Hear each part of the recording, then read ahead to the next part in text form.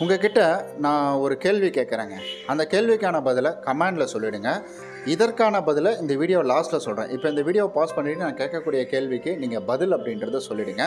இதற்கான ஆன்சரை நான் கடைசியாக சொல்கிறேன். நான் உங்களுக்கு எந்த நடிகரை பிடிக்கும், ஏன் பிடிக்கும், எதுக்காக பிடிக்கும் அப்படின்றத நீங்கள் மறக்காமல் கமெண்டில் சொல்லிவிடுங்க. நான் ஒரு விளக்கம் சொல்கிறேன். ஏன் உங்களுக்கு அவங்கள பிடிக்குது அப்படின்றத இந்த வீடியோவோட இறுதியில் நான் சொல்கிறேன். நான் அதை பாருங்கள். நீங்கள் சொன்ன விஷயம் அல்லது மனசில் நினச்ச விஷயமும் ஒன்றா அப்படின்றத பாருங்கள். நம்மள எல்லாருக்குமே தெரியும், ஒரு நேரம் அப்படின்றது போயிடுச்சுன்னா திரும்ப அது வராது.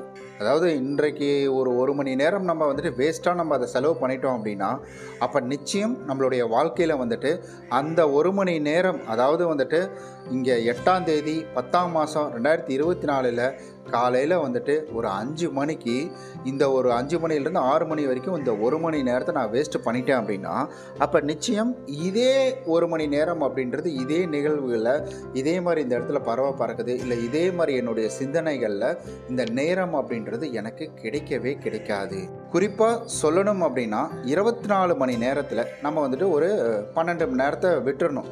மீதி இருக்கிற 12 மணி நேரம் அப்படின்றது எனக்குள்ள ஒரு நேரம். அதிலிருந்து நான் ஒரு மணி நேரத்தை வீணடிக்கிறேன் அப்படின்னா, அப்போ நிச்சயம் எனக்கு அது 11 மணி நேரமாக மாறுது. இந்த ஒரு மணி நேரத்தில் நான் ஏதாவது பயனுள்ள விஷயங்களை கற்றுக்கிறேன், பயனுள்ள விஷயங்களை தெரிஞ்சுக்கிறேன் அப்படின்னா, அது நிச்சயம் என்றாவது ஒரு நாள் என்னுடைய வாழ்க்கையை மாற்றும் அப்படின்றது தான் இங்கே நிதர்சனமான ஒரு உண்மை. சராசரி மனிதர்கள் ஒரு நாளைக்கு தேவையில்லாமல் அவங்களுடைய மொபைலை ஆன் பண்ணுறாங்க, அன்லாக் பண்ணுறாங்க. அதாவது ஒரு 100 டைம்ஸ் அன்லாக் பண்ணுறாங்க, ஆன் பண்ணுறாங்க. அதாவது இது எதுக்காக அப்படின்னு தெரியாமலேயே, இப்போ ஏன்னே தெரியாது, டக்குன்னு அவங்க ஃபோனை எடுப்பாங்க, அதை அன்லாக் பண்ணுவாங்க, மறுபடியும் லாக் பண்ணிட்டு ஃபோனை கீழே வச்சுருவாங்க. ஏன் எதுக்குன்னே தெரியாமல் இந்த போன்ற நிகழ்வுகளை செஞ்சுருக்கிறாங்களா? நீங்கள் ஒரு அரை மணி நேரம் உங்களுடைய ஃபோனை அப்படியே கீழே வச்சுருங்க. அந்த ஃபோனை பார்த்துக்கிட்டு மட்டும் இருங்க, அந்த ஃபோனை எடுக்கவே எடுக்காதீங்க. இப்போ தெரிஞ்சிடும் நீங்கள் நேரத்தை வீணடிக்கிறீங்களா இல்லையா அப்படின்றது. அதே போல் இன்னொரு முக்கியமான விஷயம், யூடியூப்க்கு நீங்கள் யூடியூப் கொள்கையாக இருக்கட்டும் சரி, இல்லை இன்ஸ்டாகிராமாக இருக்கட்டும் சரி, அதில் ஏன் உங்களுடைய நேரங்களை நீங்கள் அதிகமாக செலவு பண்ணுறீங்க அப்படின்றது உங்களுக்கு தெரியுமா? நீங்கள் உங்களுடைய மொபைலில் ஸ்க்ரீன் டைமிங் அப்படின்ற ஒரு ஆப்ஷன் இருக்கும், அதை போய் செக் பண்ணி பாருங்கள். அதாவது டிஜிட்டலில் போய்ட்டு நீங்கள் செட்டிங்ஸில் போய்ட்டு டிஜிட்டல் மூலிமா உள்ளே போய்ட்டு பார்த்தீங்கன்னா அதுலேயே உங்களுக்கு கிளீனாக தெரியும் எவ்வளோ மணி நேரம் நீங்கள் இந்த இன்ஸ்டாகிராமுக்காக செலவு பண்ணியிருக்கீங்க, இல்லை ஃபோனுக்காக செலவு பண்ணியிருக்கீங்க, வாட்ஸ்அப்பில் செலவு பண்ணியிருக்கீங்க, இல்லைனா நீங்கள் யூடியூப்பில் செலவு பண்ணியிருக்கீங்க அப்படின்றத அதன் மூலிமா நீங்கள் தெரிஞ்சுக்கலாம். நம்மளுடைய பிரெயின் அப்படின்றது ரொம்ப ஷார்ட்கட்டாக யோசிக்கக்கூடிய ஒரு விஷயங்க. அது இருக்கிறதுல சோம்பேறியார்னா நம்ம பிரெயின் தான். அதனால தான் எவ்வளோ சீக்கிரம் பணம் சம்பாதிக்க முடியும் அப்படின்ற விஷயத்தை தேடி நம்மளுடைய பிரெயின் ஓடுது. அது தப்பு கிடையாது. ஒரு நல்ல வழியில் எவ்வளோ சீக்கிரம் பணம் சம்பாதிக்க முடியும் அப்படின்ற விஷயத்தையும் தேடி தான் பிரெயின் ஓடணும். அதை விட்டுட்டு நான் எந்த வழியில் வேணால் சம்பாதிப்பேன், ஆனால் சீக்கிரமாக பணம் சம்பாதிப்பேன் அப்படின்ற ஒரு எண்ணத்தில் பிரெயின் ஓடக்கூடாது. அப்போ இந்த பிரெயின் ஆகப்பட்டது ஷார்ட்கட்டில் ஓடும். அப்போ ஷார்ட்கட்டில் ஓடக்குள்ள உங்களுக்கு ஒரு 60 செகண்டு இல்லை ஒரு 30 செகண்ட்லேயே உங்களுக்கு வெவ்வேறு அனுபவங்கள் அப்படின்றது கிடைக்குது. இப்போ ஒரு ஷாட் பார்க்குறீங்க, அதில் ரொம்ப சந்தோஷமாக ஒரு பொண்ணு டான்ஸ் ஆடுது. இன்னொரு ஷாட் பார்க்குறீங்க, அதில் ஒருத்தன் அழுகுற மாதிரி ஒரு ஷாட் போடுறான். இன்னொரு ஷாட் பார்க்குறீங்க, அதில் ஒரு அக்கா இதுவாக டான்ஸ் ஆடிக்கிட்டு இருக்குது. இன்னொரு ஷாட் பார்க்குறீங்க, அதில் கருத்து சொல்கிறாங்க. இன்னொரு ஷாட் பார்க்குறீங்க, மோட்டிவேஷனல் பேசுகிறாங்க.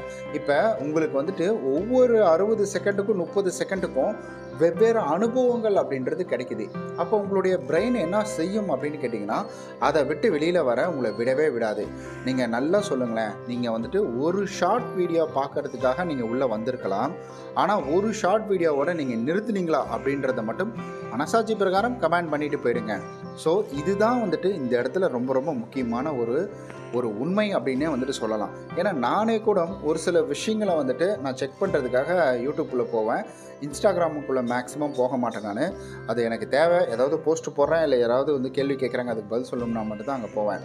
அப்போ நான் போகக்கூட ஒரு விஷயத்தை தேடி போவேன், ஆனால் ஒரு 10 விஷயம் பார்த்துட்டு வந்துடுவேன். நான் அந்த ஃபிஷ் க்ளீன் பண்ணுற வீடியோ பார்த்துட்டு வந்துடுவேன்.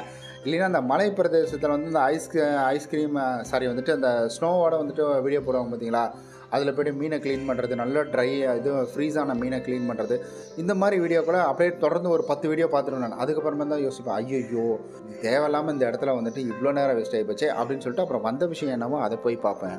ஓகே, இதெல்லாம் வந்துட்டு நம்மளுடைய அன்றாட வாழ்க்கையில் தேவையில்லாமல் நம்ம செலவு செஞ்சிட்டு இருக்கக்கூடிய தருணத்தை நம்ம தெரிஞ்சுக்கிட்டோம். இது போல தான் நிறைய இடங்களில் நம்மளுடைய வந்துட்டு முக்கியமான நேரங்களை வந்துட்டு செலவு பண்ணிகிட்ருக்கோம். அதை வந்துட்டு சரி பாருங்கள். அதை பார்த்துட்டிங்கனாலே வாழ்க்கையில் நீங்கள் வந்துட்டு முன்னேறிடலாங்க. இதற்கடுத்து இன்னொரு விஷயம், இப்போ நான் நடிகர்களை பற்றி கேட்டிருந்தேன். எந்த நடிகர்கள் உங்களுக்கு பிடிக்கும், ஏன் பிடிக்கும், ஒரு கிரிக்கெட் வீரரை பிடிக்கும், ஏன் பிடிக்கும், எதுக்கு பிடிக்கும் அப்படின்றத வந்துட்டு நான் உங்கள்கிட்ட கேட்டிருந்தேன். இப்போ நீங்கள் அதுக்கான பதிலையும் கீழே போட்டிருப்பீங்க. நான் அந்த வீடியோவை முடிச்சதுக்கப்புறமேட்டு தான் நானே வந்துட்டு எடிட் பண்ணி அப்லோட் பண்ணதுக்கப்புறம் தான் பார்க்க முடியும்.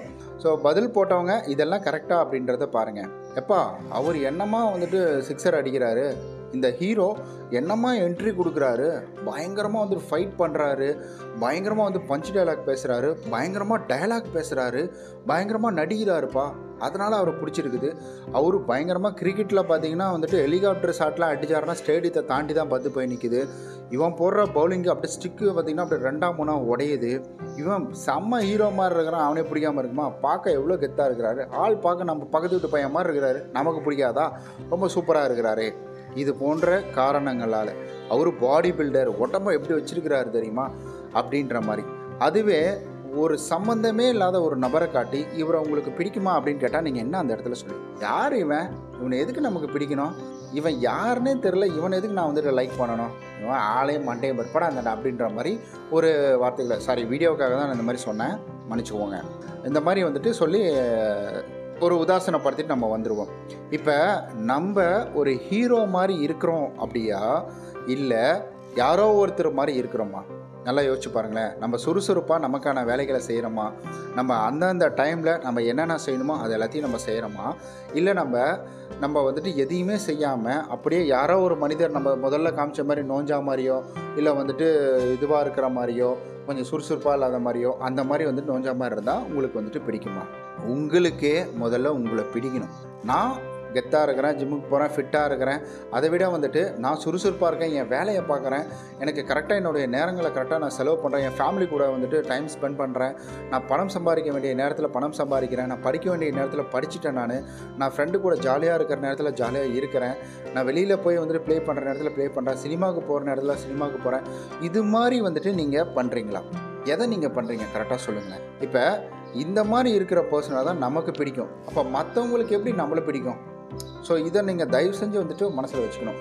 டைமை யார் ஒருத்தர் கரெக்டாக ஹேண்டில் பண்ணுறாங்களோ, அதாவது நமக்கு வந்துட்டு இந்த வயசில் ஒரு 40-50 வயசில் வந்துட்டு நம்ம டோனி, டெண்டுல்கர் இவங்களெலாம் பார்த்து ஆச்சரியப்படுறோம், கோலி, விராட் கோலி இவங்களெல்லாம் பார்த்து ஆச்சரியப்படுறோம். ஸோ இதெல்லாம் வந்துட்டு அந்தந்த டைமில் அவங்க எடுத்த முடிவுனால தான் இந்த இடத்துல அவங்க பயங்கரமாக இருக்கிறாங்க. அந்தந்த டைமில் ஒருவேளை வந்துட்டு MS தோனி அப்படின்றவர் அவர் பெருசாக கிரிக்கெட் விளையாட போகாமல் வாய்ப்பு வந்தால் போய்க்கலாம் அப்படின்ற மாதிரி வீட்டில் உட்காந்துருந்து, இல்லை வந்துட்டு சச்சின் டெண்டுல்கர் அவரும் வந்துட்டு வாய்ப்பு வந்தால் போய்க்கலாம் அப்படின்னு இருந்தோம், இல்லை வந்துட்டு சூப்பர் ஸ்டார் வந்துட்டு நம்ம எதுக்கு நம்ம பஸ்ஸுலேயே இருந்துட்டு போயிடலாம் அப்படின்னு சொல்லிட்டோம், இல்லை வந்துட்டு விஜய் அவர்கள் அவர் நம்ம எதுக்கு அப்பா தான் சம்பாதிக்கிறாருல நம்ம ஜாலியாக அப்பா காசை செலவு பண்ணிட்டு போயிடலாம் அப்படின்னு இருந்தாலும் சரி, இல்லை நடிகர் அஜித் அவர்கள் நம்ம ஜாலியாக வந்து நமக்கு பிடிச்சது பைக்கு, நம்ம வந்துட்டு பைக்கில் இதிலே இருந்துட்டு போயிடலாம் அப்படின்னு நினச்சிருந்தாலோ இன்றைக்கி இவ்வளோ பெரிய ஸ்டார்ஸ் நமக்கு கிடைச்சிருப்பாங்களா? ஏன் கிடைக்கிறாங்க? அவங்க நமக்குன்னு ஒரு அடையாளம் தேவை, நமக்குன்னு ஒரு ஐடென்டிஃபிகேஷன் கண்டிப்பாக இருக்கணும். நம்ம பேரை சொன்ன உடனே அவரா தெரியும் அந்த வீடு தான் அப்படின்ற மாதிரி நம்ம சொல்லணும். அப்படின்ற ஒரு முடிவை எடுத்ததுனால தான் இந்த இடத்துல இருக்கிறாங்க. ஏன் துபாயில் மட்டுமே வேலை பார்த்துட்டு விஜய் சேதுபதி இருந்திருக்கலாமே அவர்? இன்றைக்கி பாருங்கள், பிக் பாஸ் எவ்வளோ பெரிய நிகழ்ச்சி, அதில் வந்துட்டு இருக்கிறாரு. அது இல்லாமல் எவ்வளோ பெரிய ஸ்டார்ஸ் கூடங்களாம் அவர் நடிச்சிட்டாரு, ஈக்குவலாக நடிச்சிட்டாரு, ஃபைட் பண்ணிட்டாரு, எல்லாமே பண்ணிட்டார். இதெல்லாம் ஏன்னா அந்தந்த டைமில் அவங்களுடைய நேரத்தை வீணடிக்காமல் அவங்களுக்கு கிடைச்ச வாய்ப்பை பயன்படுத்துறதுனால மட்டும்தான் இந்த இடத்துல அவங்க இருக்கிறாங்க. இப்போ சொல்லுங்கள், உங்களுடைய நேரத்தை நீங்கள் வீணடிக்க போகிறீங்களா, அதை சரியான வழியில் பயன்படுத்திக்க போகிறீங்களா அப்படின்றத இப்போ சொல்லுங்கள் கமெண்டில்.